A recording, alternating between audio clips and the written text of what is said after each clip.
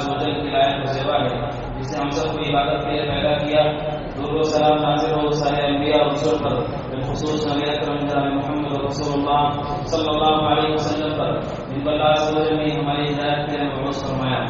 محترم بھائیوں، اللہ عز و جل نے ہماری ہدایت کے لیے رسولوں کو مبعوث فرمایا اور ہمارے لیے یہ شرف ہے کہ ہمارے درمیان جس رسول کو بھیجا گیا وہ سب سے افضل رسول ہیں، خاتم النبیین ہیں، محمد رسول اللہ صلی اللہ علیہ وسلم ہیں. اللہ عز و جل نے آپ پر اس آخری دین کو، آخری شریعت کو مکمل کیا اور نبی اکرم صلی اللہ علیہ وسلم نے اس دین کو امت تک پوری امانتداری کے ساتھ پہنچایا.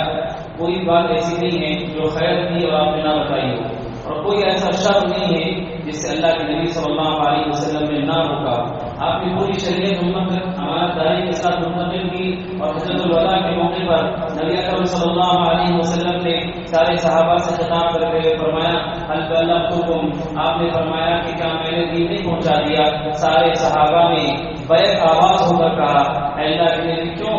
بلغت وادیت ونصحت، اے اللہ کے نبی آپ نے پورا دین پہنچا دیا، آپ نے حق ادا کر دیا، آپ نے ہر بھائی کی انتہا کر دی، یعنی ہر چیز آپ نے ہم کو بتا دی ہے. اس موقع پہ اللہ کے نبی صلی اللہ علیہ وسلم نے آسمان کی طرف اشارہ کرتے ہوئے کہا اللہم فاشہد، اے اللہ تو اس بات پر گواہ رہنا کہ میں نے پورا دین تک پہنچا دیا ہے. میرے بھائیوں، نبی اکرم صلی اللہ علیہ وسلم نے اس مکمل دین کو صحابہ اکرام تک پہنچا دیا. اس دین کے حوالے سے جب ہم آج دیکھتے ہیں اپنے سماج اور معاشرے کے اندر دین کی مختلف تشریحات ہیں، دین کی مختلف شکلیں ہیں، مختلف فرق ہیں اور ہر فرقے کے اپنے مستقل عقائد ہیں، ان کے اپنے طریقے ہیں، ان کے اپنے احکام ہیں. اختلاف صرف مسائل میں نہیں ہے، اختلاف عقائد میں بھی ہے، اختلاف تعامل میں بھی ہے، حلال و حرام کے مسائل میں بھی اختلاف ہے. سوال یہ ہے کہ وہ شریعت جو اللہ کے نبی نے صحابہ تک منتقل کی، آج وہ شریعت ہم کہاں دیکھیں؟ آج شریعت کو کہاں ملے گی جو اللہ کے نبی صلی اللہ علیہ وسلم نے صحابہ کے حوالے کی؟ فرق ہیں، ہر فرق کے اپنے اپنے علماء ہیں، اپنی مساجد ہیں، مدارس ہیں، ان کی اپنی اپنی کتابیں ہیں اور ان کتابوں میں ہر فرقے کے اپنے عقائد ہیں، اپنے مسائل و احکام ہیں.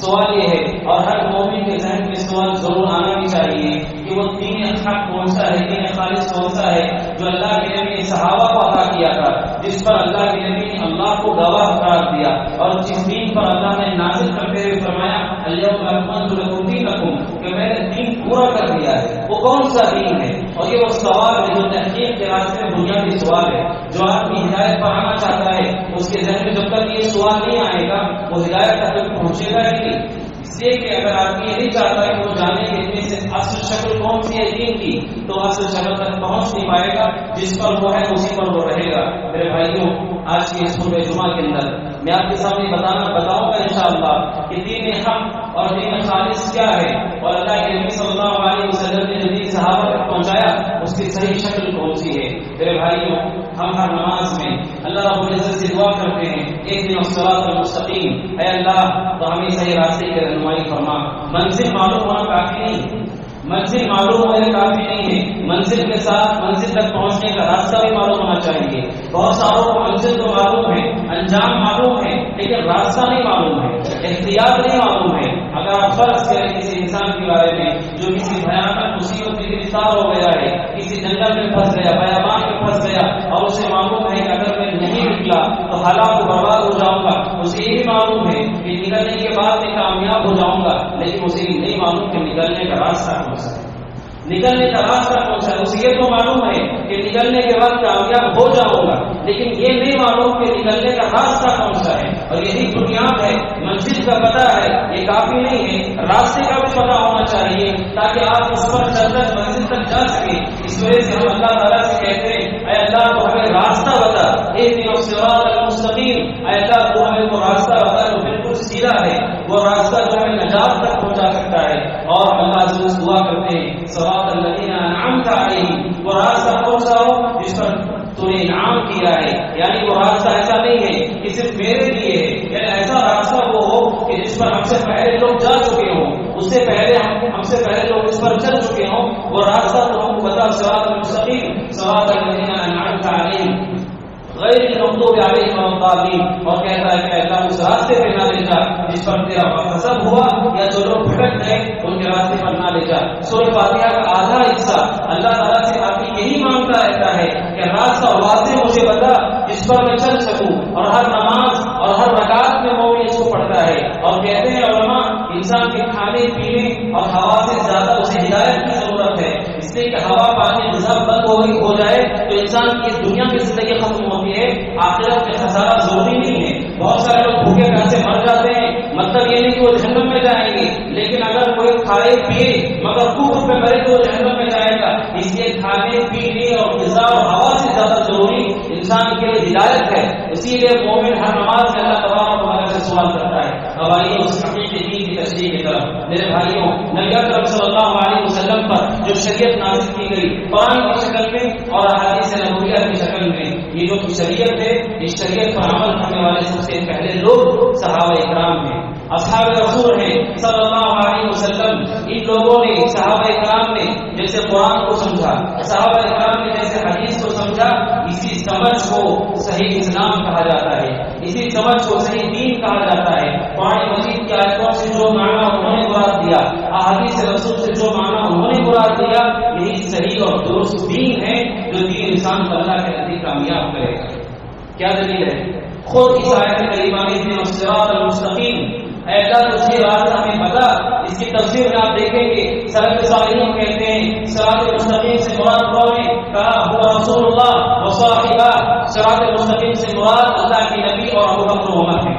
بعض سلف نے کہا صراط المستقیم سے مراد اصحاب رسول اللہ صلی اللہ علیہ وسلم، کہا صراط المستقیم سے مراد صحابہ ہیں۔ یعنی ہر نماز میں ہم جو اللہ سے کہتے ہیں صراط المستقیم تو مجھے بتا، حقیقت میں ہم اللہ سے دعا کرتے ہیں کہ صحابہ کے راستے پر تو ہمیں لے جا۔ کیوں؟ کیونکہ یہی وہ لوگ ہیں جن پر اللہ کا انعام ہوا ہے۔ اس سے آگے ہم کہتے ہیں انعام علیہم، یہ صحابہ ہی ہے جن پر انعام ہوا ہے اس امت میں سے۔ اس وجہ سے اللہ نے کہا وَمَن يُطِعِ اللَّهَ وَالرَّسُولَ فَأُولَٰئِكَ مَعَ الَّذِينَ أَنْعَمَ اللَّهُ عَلَيْهِم مِّنَ النَّبِيِّينَ وَالصِّدِّيقِينَ وَالشُّهَدَاءِ وَالصَّالِحِينَ وَحَسُنَ أُولَٰئِكَ رَفِيقًا۔ جو اللہ کی اور رسول کی اطاعت کرتا ہے ان لوگوں پر اللہ کا انعام ہے، اور اس کا انجام کس کے ساتھ ہوگا؟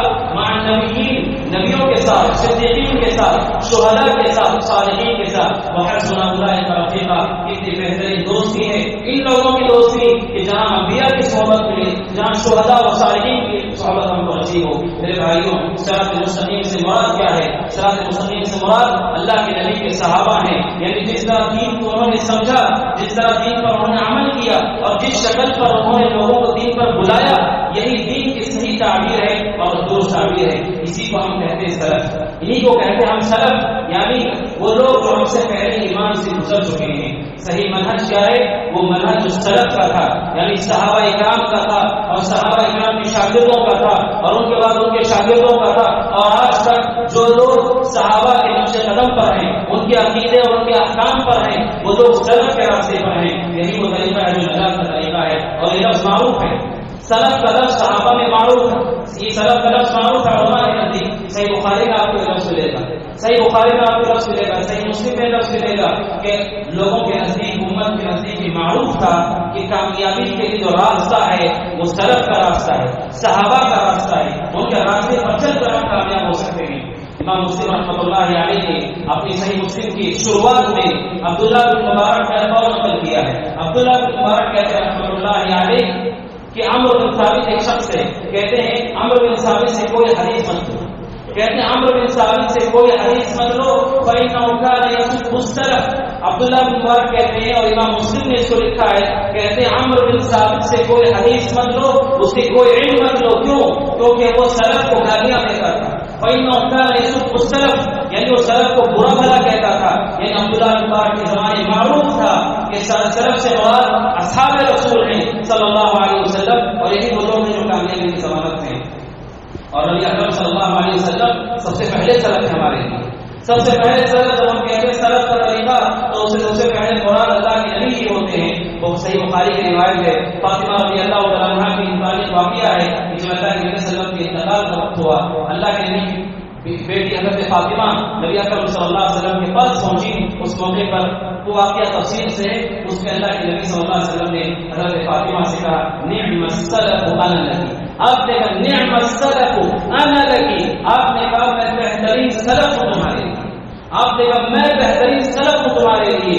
یعنی اللہ کے نبی نے کہا حضرت فاطمہ سے جو گزرنے والے لوگ ہیں ان میں سب سے بہتر تو میں ہوں. یعنی سلف سے مراد اللہ کے نبی ہیں اور آپ کے اصحاب رسول ہیں. انہیں کو سلف کہا جاتا ہے اور انہیں کا منہج ہے جو سب سے صحیح اور درست منہج ہے. میرے بھائیوں شریعت جو ہم لوگوں میں دیکھتے ہیں ہر فرقے کی اپنی توجیحات ہیں، تشریحات ہیں، تأویلات ہیں، ترجیحات ہیں، لیکن جب آدمی اپنے دل سے تعصب نکال کر دیکھتا ہے جو دین صحابہ کرام کے پاس تھا وہ دین کیا تھا اور کون سا تھا تو اسے پتا چلتا ہے کہ وہ دین خالص وہ دین تھا جو اللہ نے نبی اکرم صلی اللہ علیہ وسلم پر نازل کیا. اور یہی مطلوب ہے ہر مومن سے کہ وہ اپنی زندگی میں صحابہ اکرام رضوان اللہ علیہ مجمعین کے نقش قدم پر چلے، ان کے منہج پر چلے. وہ عقیدہ جو صحابہ کا تھا وہی عقیدہ ہمارا ہونا چاہیے. وہ عقیدہ جو صحابہ اکرام رضوان اللہ علیہ مجمعین کا نہیں تھا وہ عقیدہ ہمارا نہیں ہونا چاہیے. اور جس طریقے سے انہوں نے قرآن کو سمجھا ویسے ہمیں سمجھنا چاہیے. جس طرح انہوں نے حدیثوں کو سمجھا ویسے ہمیں سمجھنا چاہیے. ان کی بڑی خصوصیت ہے. اللہ عز و جل قرآن کریم میں فرمایا فَإِنْ آمَنُوا بِمِثْلِ مَا آمَنْتُم بِهِ فَقَدِ اهْتَدَوْا. اللہ نے فرمایا کہ اگر لوگ ایمان لائے جیسے تم ایمان لائے یعنی صحابہ کی طرح اگر کوئی ایمان لائے فَقَدِ اهْتَدَوْا تو وہ ہدایت پر آئے گا. میرے بھائیوں اللہ عز و جل نے ہدایت کی ضمانت دی ہے، ہدایت کی گارنٹی ہے. اگر آپ کا ایمان صحابہ کے مطابق ہوگا فَقَدِ اهْتَدَوْا. اللہ تبارک و تعالیٰ کہتے ہیں کہ وہ ہدایت پر آ جائیں گے. وَإِن تَوَلَّوْا اور صحابہ کے طریقے کو اگر کوئی چھوڑ دے اور بعد میں آنے والے لوگوں کی اپنی آراء ان کے اپنے خیالات نظریات ان کو فالو کرتا ہے فَإِن تَوَلَّوْا صحابہ کو چھوڑتے ہو فَإِنَّمَا هُمْ فِي شِقَاقٍ تو اس کا نتیجہ یہ ہے کہ آپس میں تم ٹکڑے ہو جاؤ گے، آپس میں انتشار میں ہو جاؤ گے. اور آج امت کی ہم حالت دیکھتے ہیں کہ ہم انتشار میں ہیں، ٹکڑوں میں بیٹھے ہوئے ہیں. کیوں؟ کیونکہ ہم نے حقیقی معنوں میں صحابہ کے فہم کے مطابق دین کو نہیں سمجھا، فہم کے مطابق دین کو نہیں سمجھا جو سب سے اہم ضرورت تھی. اب سوال یہ ہے کہ صحابہ کرام رضوان اللہ علیہ مجمعین کی طرح دین کو سمجھنا کیوں ضروری ہے؟ کیا ہم میں سے کوئی آدمی خود قرآن لے کر دین نہیں سمجھ سکتا؟ کیا ہم میں سے کوئی آدمی خود حدیث لے کر دین نہیں سمجھ سکتا؟ تو میرے بھائیوں اس کے بہت سارے اسباب ہیں. اس طرح کے صالحین یعنی صحابہ ہی ہیں جو حق کا معیار ہیں. اس کے بہت سارے وجوہات ہیں. سب سے پہلے اس کی وجہ یہ ہے کہ صحابہ کرام صلی اللہ تعالی علیہ مجمعین یہ وہ لوگ ہیں جنہوں نے نبی اکرم صلی اللہ علیہ وسلم سے دین کو پوری چستی کے ساتھ دیا ہے. دین کو انہوں نے اللہ کے نبی صلی اللہ علیہ وسلم سے دیا ہے. مطلب جو ان کے عقیدے ہیں وہ ان کے اپنی ذاتی نہیں ہیں، وہ رسول سے انہوں نے لیے ہیں. جو چیزیں وہ لوگ نہیں کرتے تھے وہ ان کے ذاتی مسائل نہیں تھے، وہ رسول سے سیکھ کر ان چیزوں کو چھوڑ چکے تھے. یعنی ان سارے صحابہ کی بنیاد نبی اکرم صلی اللہ علیہ وسلم تھے اور انہیں سے انہوں نے علم کو حاصل کیا تھا. یہ پہلی بنیاد ہے. حضرت ابوذر کہتے ہیں رضی اللہ عنہ نبی اکرم صلی اللہ علیہ وسلم نے ہمیں ہر چیز بتا دی، کوئی چیز ہم سے اللہ کے نبی نے چھپائی. حتیٰ کہ اگر پرندہ ہوا میں اڑتا ہے اس پرندے کے اڑنے میں ہمارا کوئی فائدہ ہے تو نبی نے وہ بھی ہم کو بتا دیا ہے. اور ساری باتوں کو صحابہ نے محفوظ کیا ہے. بتاؤ میں اور آپ صحابہ کو چھوڑ کر دین سمجھنے کے لیے بیٹھیں گے، ہمارے پاس پونجی کیا ہے، ہمارے پاس بنیاد کیا ہے؟ میرے آپ کیا آپ کی عقل یا کائنات کس کی عقل ہوگی جس سے دین کو سمجھا جائے گا؟ صحابہ کے پاس پونجی ہے، وہ نبی سے لیا ہوا ورثہ ہے جو انہوں نے اللہ کے نبی سے لیا تھا. صرف اتنا ہی نہیں، بخاری کی روایت ہے عمر بن الخطاب کہتے ہیں رضی اللہ عنہ اللہ کے نبی نے ایک مرتبہ فجر کی نماز پڑھائی. نماز فجر کے بعد آپ ممبر پر آئے اور آپ کا خطبہ دینا شروع کیا. خطبہ دیتے رہے یہاں تک کہ ظہر کا وقت ہو گیا. ظہر کی نماز کے لیے آپ نے خطبہ روک دیا، آپ اترے، آپ نے ظہر کی نماز پڑھائی. ظہر کی نماز کے فوراً بعد آپ پھر ممبر پہ چڑھ گئے. آپ نے ظہر سے لے کے عصر تک لوگوں کو خطبہ دیا. عصر کی نماز کا وقت ہو گیا، آپ ممبر سے اترے، آپ نے عصر کی نماز پڑھائی، پھر ممبر پر گئے اور عصر سے لے کر مغرب تک آپ نے خطبہ دیا. عمر بن الخطاب کہتے ہیں آدم کی تخلیق سے لے کر جنت میں چلے جائیں گے وہاں تک جو کچھ ہونے والا تھا اس کا آپ نے ہم کو بتا دیا. کہتے اعلمنا احفظنا، ہم نے سب سے بڑا عالم وہ تھا جس نے اس دن کا خطبہ یاد رکھا، وہ سب سے بڑا عالم تھا. اللہ کے نبی نے پوری تفصیلات ان کو بتا دی جو کچھ شروعات سے لے کر آخر تک ہونے والا ہے. بلکہ قرآن کہتا ہے وقضی بینہم بالحق وقیل الحمد للہ رب العالمین. جنتی جنت میں، جہنم میں اور موت کو بھی مان لیا جائے گا اور آواز لگائی جائے گی الحمد للہ رب العالمین. ساری تعریف اللہ کے لیے جو سارے جہانوں جنتی جنت میں جانے تک جتنی باتیں تھیں ساری باتیں صحابہ نے اللہ کے نبی سے سیکھی. تو بتاؤ کون سا راستہ جس پر ہمیں چلنا چاہیے؟ وہ راستہ جو جہالت سے بھرا ہوا ہے یا وہ راستہ جس راستے میں آدم سے لے کے قیامت تک ہونے والی ہر بات موجود ہے؟ میرے بھائی ظاہر سی بات ہے ہمیں صحابہ کرام رضوان اللہ علیہ مجمعین کے طریقے پہ چلنا چاہیے. اور سبحان اللہ ان لوگوں نے جو دین حاصل کیا ہم کیوں کہتے ہیں صحابہ کے طریقے پر چلو کہ انہوں نے اللہ کے نبی صلی اللہ علیہ وسلم کی شریعت کو اتنی اہمیت دی، ہر بات کو قربان کی، ہر چیز کو قربان کیا اور اللہ کے نبی صلی اللہ علیہ وسلم سے دین بھی انہوں نے سیکھا. آپ کی زندگی ہی میں نہیں، آج آپ کے رخصت ہونے کے بعد حضرت عبداللہ بن عباس رضی اللہ تعالیٰ عنہ کے بارے میں ہے جو امت کے علماء صحابہ میں سے ہیں، حبر الامہ، امت کا سمندر کہا جاتا ہے، علم کا سمندر کہا جاتا ہے. حضرت عبداللہ بن عباس کو مفسر قرآن ہے وہ ان کے بارے میں آتا ہے جب اللہ کے نبی کا انتقال ہو گیا صلی اللہ علیہ وسلم، ایک انصاری دوست نے حضرت عبداللہ بن عباس کو سے ظاہر کیا، کہا کہ ہم لوگ چھوٹی عمر کے ہیں اور بڑے بڑے صحابہ کے پاس حدیثیں بہت ساری ہیں جو ہمارے پاس نہیں ہیں، ہمیں چاہیے کہ ہم جائیں اور ان سے علم حاصل کریں. تو ان کے دوست نے ان سے کہا دیکھو اتنے بڑے بڑے صحابہ موجود ہیں، اتنے بڑے بڑے صحابہ موجود ہیں، کیا تمہیں لگتا ہے کہ لوگ انہیں چھوڑ کر تمہارے پاس آئیں؟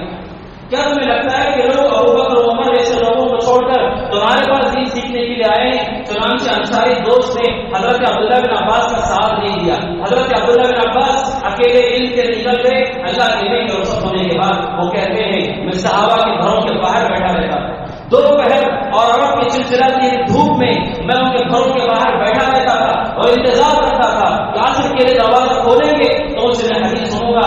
جب بھی صحابی دروازہ کھولتے دیکھتے کہ سامنے عبداللہ بن عباس بیٹھے ہیں، وہ کہتے اے اللہ کے نبی کے چچا بھائی اگر آپ کہتے ہم آپ کے گھر میں آ کر آپ کو حدیث پڑھانے کے لیے تیار ہیں. حضرت عبداللہ بن عباس نے کہا کہ نہیں، انا حق ان نادیہ، کہتے ہیں کہ میں حق رکھتا ہوں کہ میں آپ کے پاس آؤں، اس لیے آپ کے پاس علم کا خزانہ ہے. یعنی اصحاب رسول نے نبی کے جانے کے بعد بھی ہر خیر کو جمع کیا ہے اور اس کے دور میں ہر مشقت کو برداشت کیا ہے. ابو ہریرہ کو دیکھیے رضی اللہ عنہ خود کہتے ہیں کھانے کے لیے کچھ نہیں ہوتا تھا، شدت بھوک کی وجہ سے بسا اوقات میں نبی اکرم صلی اللہ علیہ وسلم اور ممبر رسول کے درمیان بے ہوش ہو کر گر جاتا تھا کھانے کی شدت کی وجہ سے. اس کے باوجود رسول کا وہ ساتھ نہیں چھوڑتے تھے اور ان کو نبی اکرم صلی اللہ علیہ وسلم کی وہ دعا ملی جس دعا کی وجہ سے حضرت ابو ہریرہ سب سے زیادہ روایت کرنے والے صحابی بنے. میرے بھائیوں صحابہ کرام صلی اللہ علیہ وسلم کا منہج ہے اور صحابہ کرام نے دین کو جو سیکھا ہے صرف معلومات کی حد تک نہیں بلکہ دین پر انہوں نے پریکٹیکلی عمل بھی کیا ہے،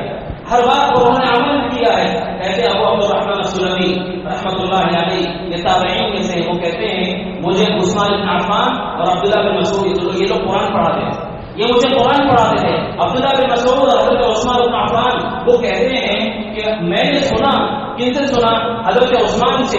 حضرت عبداللہ بن مسعود سے میں نے سنا نبی کے زمانے کے لوگ قرآن کیسے پڑھتے تھے. کہتے ہیں نقرأ 10 آیات، ہم 10 آیتیں لیتے تھے، 10 آیتوں کو پڑھتے اور 10 آیتوں میں جتنی معلومات ہیں ان معلومات کو ازبر کر لیتے اور ان 10 آیتوں پہ عمل کرتے. جب تک علم، فہم اور عمل کی 3 چیزیں نہیں ہو جاتی 10 آیتوں کو چھوڑ کر آگے نہیں بڑھتے. 10 آیتوں کو چھوڑ کر آگے نہیں بڑھتے.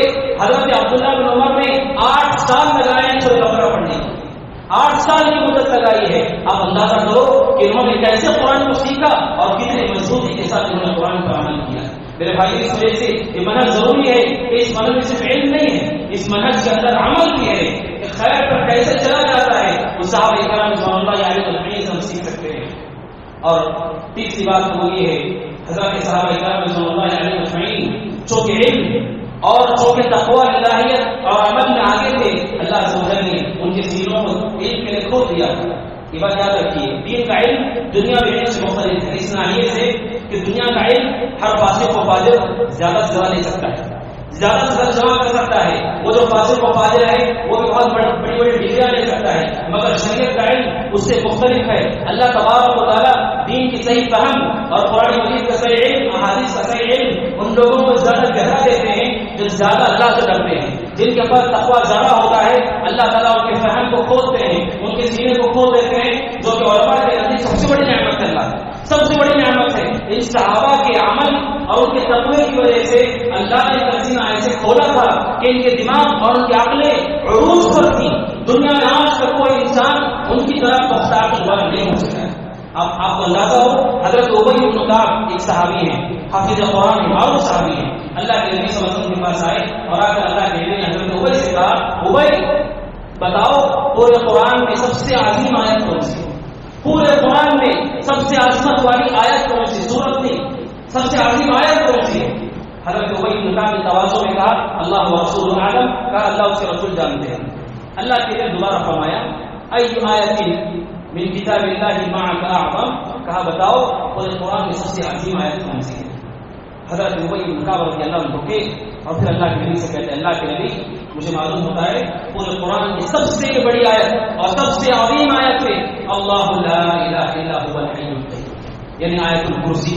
اور اللہ کے نبی صلی اللہ علیہ وسلم جب جواب سنا کہ پورے قرآن میں سے آیت الکرسی کا انہوں نے انتخاب کیا ہے، اللہ کے نبی نے خوشی کے مارے کہا یہنک العلم ابا المنذر، آپ نے کہا ابو المنذر اے ابی اللہ تعالیٰ تمہارے علم کو تمہارے لیے مبارک ہے۔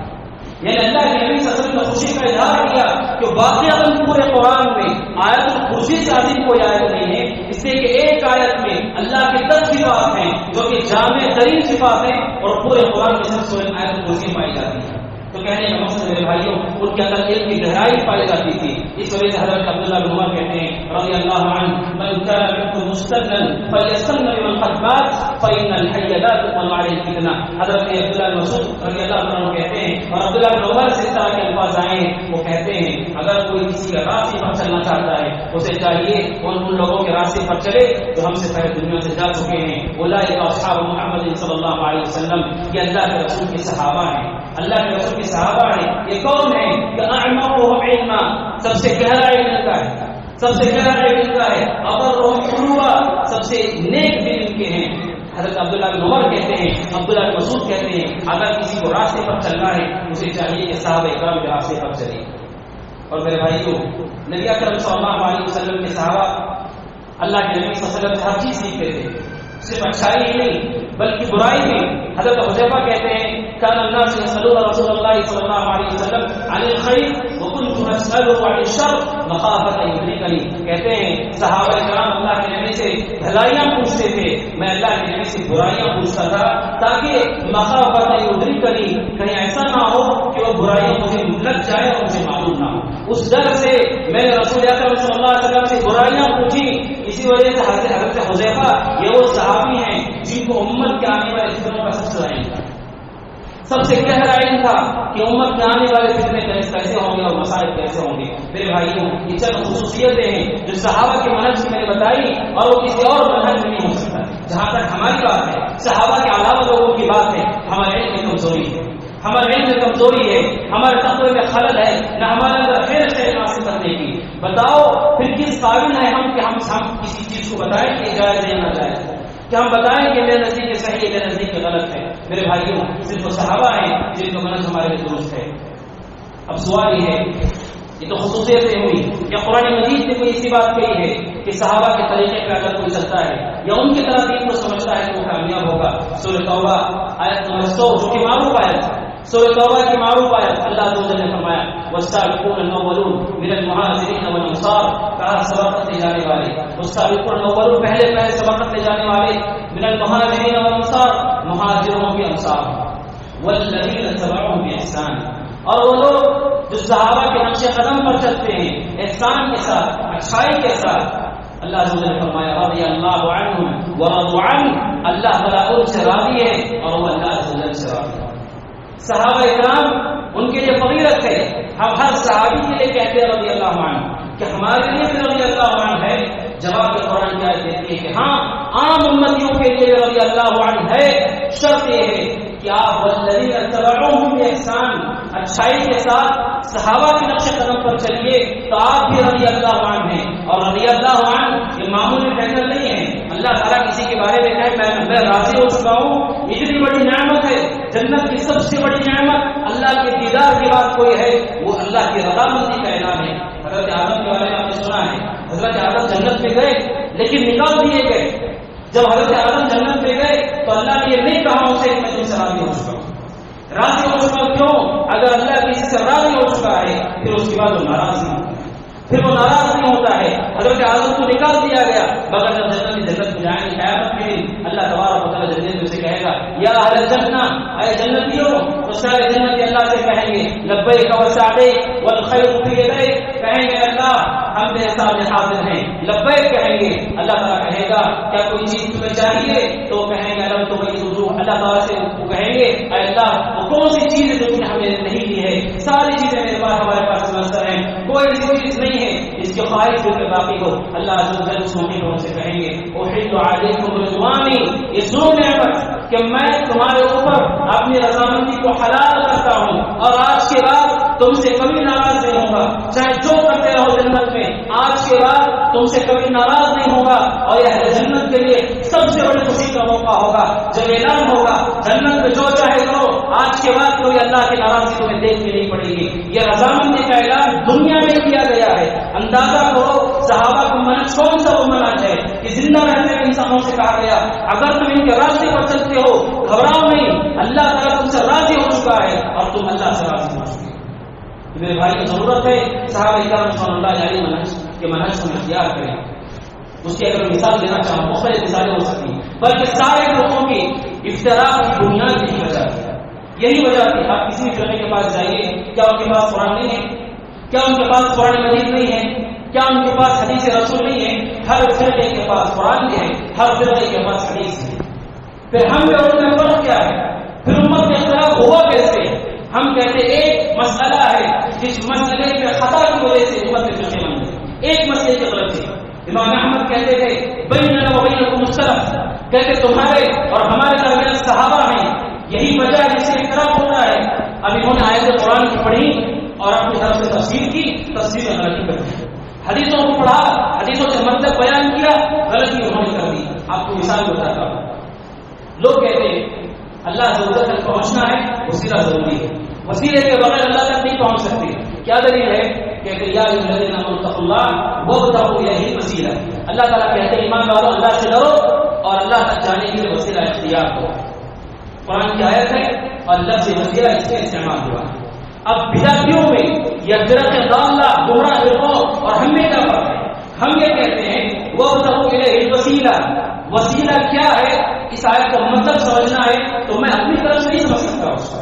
صحابہ کی طرف لوٹو اور دیکھو کہ انہوں نے وسیلے کا کیا مطلب دیا.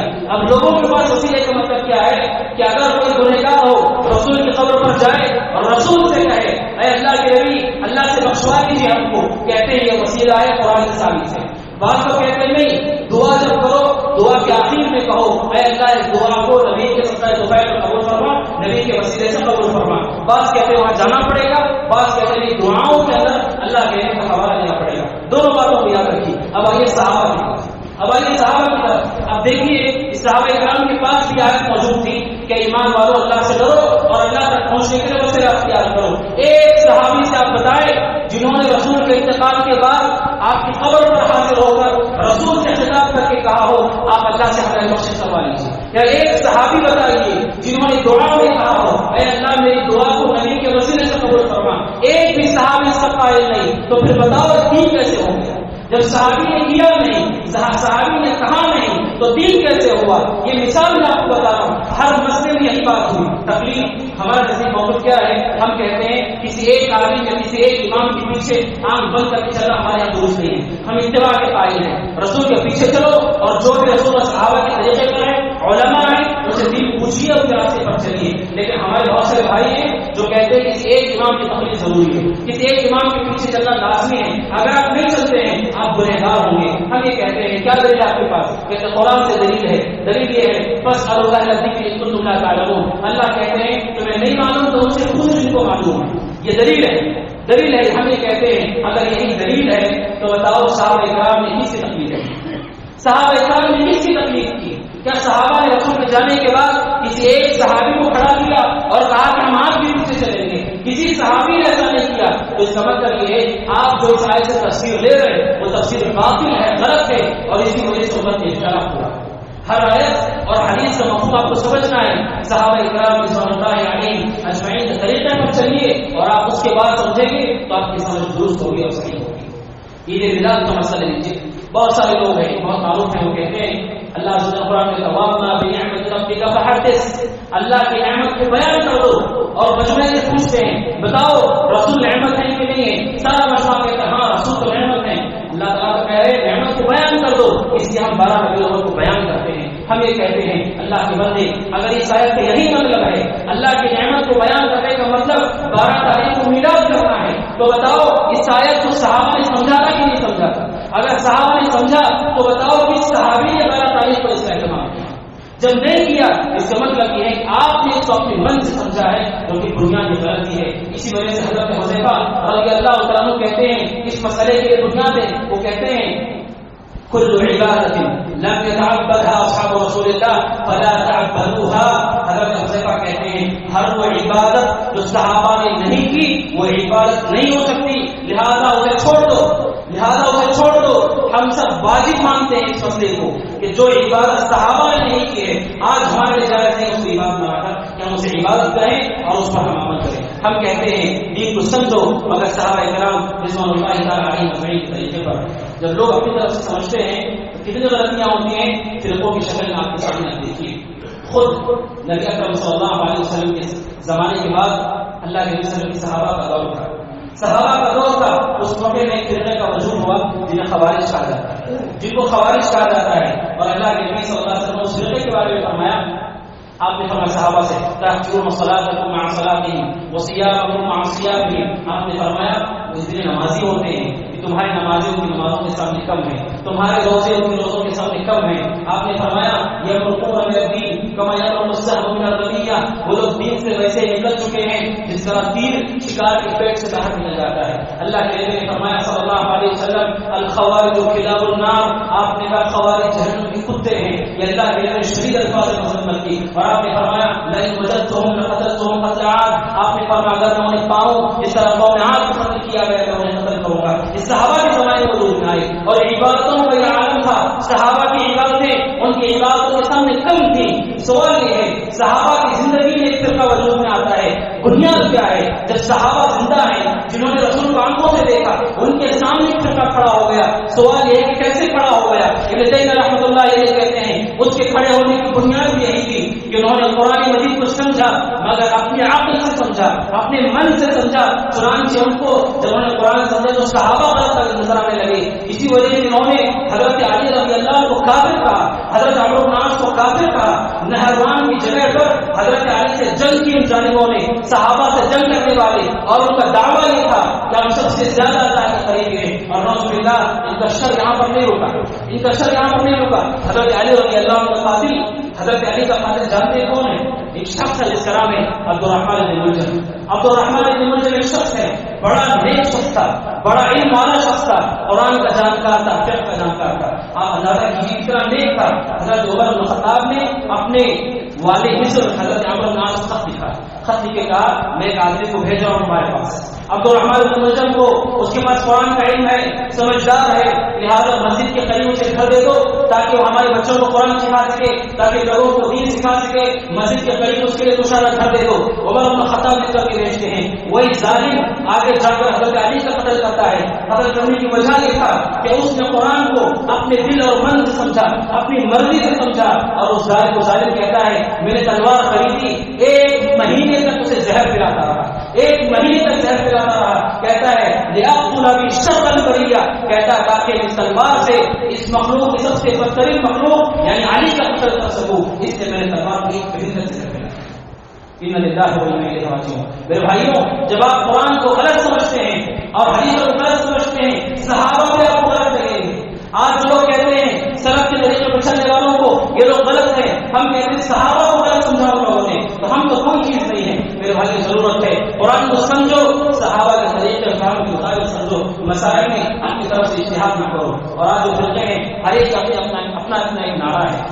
ایک فرقہ ہمارے معروف ہے جو یہ کہتا ہے کہ اللہ کے نبی صلی اللہ علیہ وسلم کے آل بیت اگر آپ اسے محبت نہیں کرتے، اگر آپ ان کے عقیدت میں فنا نہیں ہو جاتے، اگر آپ انہیں اللہ کے خلاف پکارتے نہیں ہیں تو آپ سچے پکے مسلمان نہیں ہیں. ہم کہتے ہیں اگر آل بیت کے یہی مقام ہے تو آؤ صحابہ کی طرف اور بتاؤ کس صحابی نے اللہ کے نبی صلی اللہ علیہ وسلم کی نماز سے حضرت حسن اور حسین کو اللہ کے خلاف پکارا تھا؟ کس صحابی نے اللہ کے نبی کے آل بیت کو اللہ کی ربوبیت کا مقام دے دیا تھا؟ نعوذ باللہ. اللہ، یعنی یہ نظریہ ان کا ہے، صحابہ کا نظریہ نہیں ہے۔ ایک طبقہ یہ کہتا ہے اگر ہمیں اسلام کو قائم کرنا ہے، حکومت قائم کرنی ہے اور یہی اسلام کا بنیادی مقصد ہے، ہم کہتے ہیں آؤ صحابہ کے طریقے کی طرف اور بتاؤ کس صحابی نے یہ کہا ہے کہ ہمارے آنے کا، مسلمان ہونے کا مقصد حکومت قائم کرنا ہے، بلکہ ایک ظالم تو کہتا ہے اگر مسجد اقصی یہودیوں کے قبضے میں ہے تو کسی عالم کی نماز قبول نہیں ہوگی، کسی بھی عالم کی نماز قبول نہیں ہوگی، اور نوجوانوں کو بھڑکاتا ہے، وہ غلاتا ہے۔ بہت سے نوجوان ایسے پکارنے والوں کے پیچھے چلے جاتے ہیں جو جہاد اور اس طریقے کے نام لے کر کے لوگوں کو بھڑکاتے ہیں، کہتا ہے مسجد اقصی یہودیوں کے ہاتھ میں ہے تو کسی بھی عالم کے اندر نماز قبول نہیں کرتا ہے۔ میں کہتا ہوں آؤ سن 6 ہجری کی بات ہے، صلح حدیبیہ کی بات ہے، اللہ کے نبی اور مشرکین کے درمیان صلح ہو رہی ہے، اور صلح ہوتی ہے کس بات پر؟ 10 سال تک تمہارے اور ہمارے درمیان جنگ نہیں ہوگی، 10 سال تک تمہارے ہمارے درمیان جنگ نہیں ہوگی، مشرکین مکہ میں رہیں گے، آپ مدینہ میں رہیں گے۔ بتاؤ جب آپ نے صلح کی تھی تو صلح میں کعبۃ اللہ کس کے انڈر آیا تھا؟ کعبۃ اللہ کس کے حق میں آیا تھا؟ کعبہ تو مشرکوں کے حق میں آیا تھا۔ جب نبی کی نماز ہو گئی کعبہ کو ان کے حق میں لے کر، تو ہماری نماز کیوں نہیں ہو سکتی؟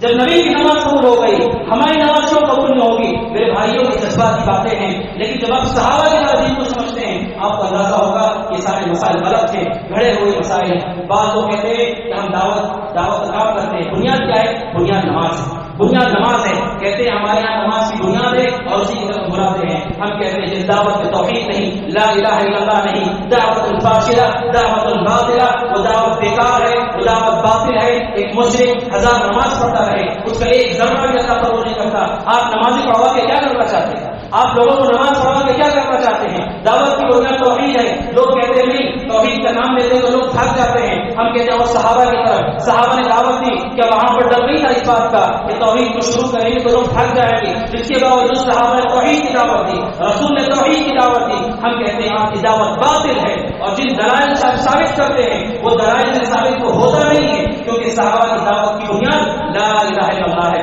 میرے بھائیوں سارے فرقے امت کے جتنے فرقے وجود میں آئے، ضرورت ہے کہ ہم صحابہ کے منہج پر چل کر صحابہ کے فہم کے مطابق سمجھیں گے، دین واضح ہو جائے گا۔ ایک مثال آپ کے سامنے ذکر کرتا ہوں، حضرت عروہ بن زبیر حضرت اسماء رضی اللہ تعالیٰ عنہ کے بیٹے ہیں، حضرت عائشہ صدیقہ رضی اللہ تعالیٰ عنہ کے بھانجے ہیں۔ وہ کہتے ہیں میں نے مرتبہ ام المؤمنین عائشہ صدیقہ سے کہا، سورہ بقرہ میں اللہ نے کہا ان الصفا والمروہ من شعائر اللہ فمن حج البیت او اعتمر فلا جناح علیہ ان يطوف بهما۔ اللہ تعالیٰ کہتے ہیں صفا مروہ نشانیوں میں سے، شعائر میں سے، جو آدمی حج کرے یا عمرہ کرے کوئی حرج نہیں ہے ان يطوف بهما کہ وہ صفا مروہ کی سعی کر سکے۔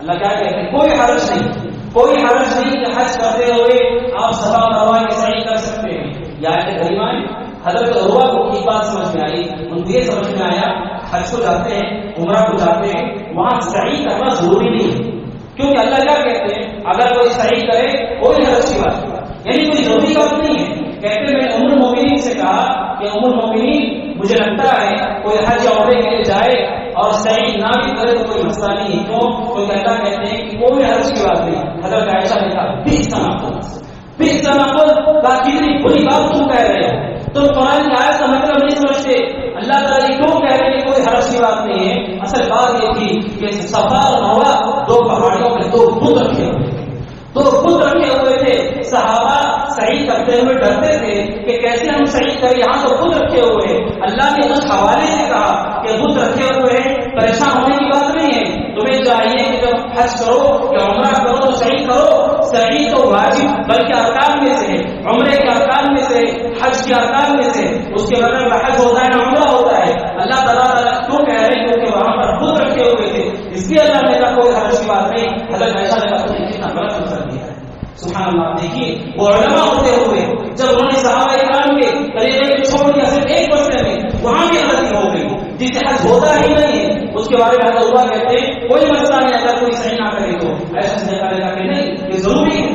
اللہ کے نبی نے بھی صحیح کی ہے اور سارے صحابہ نے بھی صحیح کی ہے۔ میرے بھائیوں میری امت کا حال ہوا مختلف مسائل کو لے کر قرآن آیتیں پڑھ کر کے، حدیثیں پڑھ کر کے آدمی سے استدلال کرتا ہے اور استدلال کر کے لوگوں کو بتاتا ہے کہ دیکھیے یہ دین ہے، یہ دین ہے۔ ہم کہتے ہیں تم پر واجب ہے، اگر تم کہتے ہیں دین ہے تو بتاؤ کہ صحابہ کرام رضوان اللہ تعالی علیہم نے اس پر عمل کیا ہے یا نہیں کیا ہے۔ اگر صحابہ نے عمل نہیں کیا ہے اس کا مطلب وہ چیز صحیح نہیں ہے، وہ چیز درست نہیں ہے، کیونکہ ہم یہ عقیدہ رکھتے ہیں ہر خیر صحابہ عمل کر چکے ہیں، وہ جا چکے ہیں اس رستے پر، اور اللہ عز و جل نے فرمایا ومن یشاقق الرسول، جو رسول کی نافرمانی کرے ہدایت کے واضح ہونے کے بعد اور مومنین کا راستہ چھوڑ کر کسی اور راستے پر چلے گا نولہ ما تولی ونصلہ جہنم وساءت مصیرا، اللہ تبارک و تعالی صحابہ کو چھوڑنے پر 2 عذاب کی گارنٹی دیتے ہیں، نولہ ما تولی، ہم اس کے راستے میں اسے لگا دیتے ہیں، یعنی وہ بے یار و مددگار چھوڑ دیا جاتا ہے، اللہ کی طرف سے کوئی مدد اسے نہیں ملتی ہے، ونصلہ جہنم، اور اللہ تعالی روز قیامت کو جہنم میں داخل کرے گا،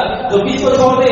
رسول کو اور مومنین کے راستے کو چھوڑ دے۔ ضرورت ہے کہ ہم رسول اور صحابہ کرام کے نقش قدم پر چلے، نبی اکرم صلی اللہ علیہ وسلم نے فرمایا ایک فرقہ جو کامیاب ہونے والا ہے ما انا علیہ اليوم واصحابی، جس پر میں آج ہوں اور میرے صحابہ ہیں، صرف آپ نے میں نہیں کہا، کیونکہ اگر میں کہہ دیتے آج بھی کئی فرقے ہیں جو حدیث پڑھ کر کے اپنی طرف سے مطلب بتاتے ہیں، آپ نے اس پر میں میرے صحابہ ہیں، حدیث بتاؤ، یہ بھی بتاؤ کہ صحابہ نے عمل کیا ہے کہ نہیں کیا ہے، تاکہ قرآن مانا مفہوم واضح رہے اور ہدایت پکڑ سکو۔ اللہ عز و جل دعا کہ اللہ تعالیٰ کہنے والے کو سننے والوں کو ہم سب کو سلف کے طریقے میں چلنے کی توفیق عطا فرمائے، صحابہ کی راضی کو سمجھنے کی توفیق عطا فرمائے، اللہ تعالیٰ ہر قسم کی برائی سے محفوظ فرمائے۔ اقول قولی ھذا واستغفر اللہ لي ولكم ولسائر المسلمين من كل خطيئة فاستغفروه انه